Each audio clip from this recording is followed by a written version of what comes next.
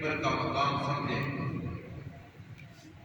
حضور نے فرمایا خصال الخیر، خیر کہتے ہیں نیکی، خیر کہتے ہیں بھلائی کو، خیر کہتے ہیں اچھائی کو، خیر کہتے ہیں خوبی کو۔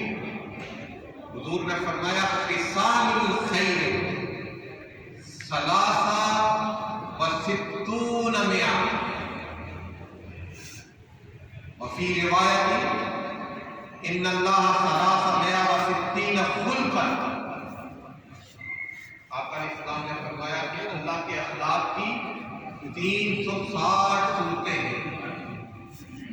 حضور نے فرمایا خیر کی 360 صورتیں ہیں، نیکی کی 360 صورتیں ہیں، بھلائی کی 360 صورتیں ہیں۔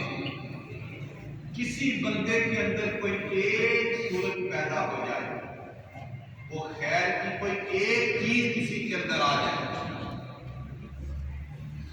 یہ حضور کی مہربانی ہے، حضور کا کرم ہے، حضور کی رحمت ہے۔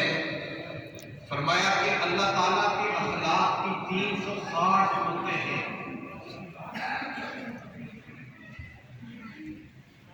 خیر، نیکی اور بھلائی کی 360 شکلیں ہیں۔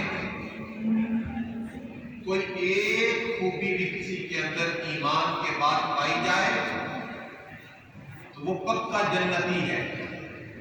حضرت صدیق اکبر نے کہا حل فی منہا یا رسول اللہ،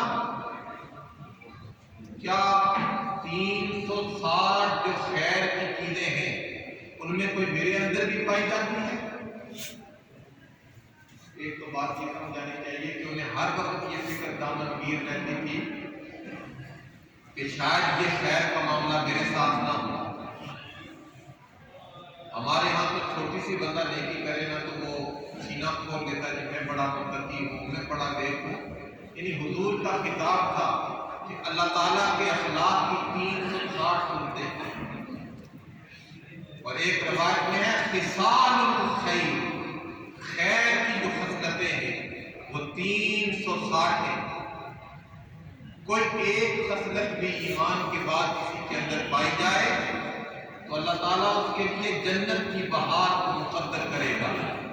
حضرت صدیق اکبر کہتے ہیں حل فی منہا یا رسول اللہ، کیا میرے اندر بھی حل فی منہا یا رسول اللہ، کیا میرے اندر بھی کوئی خوبی پائی جاتی ہے؟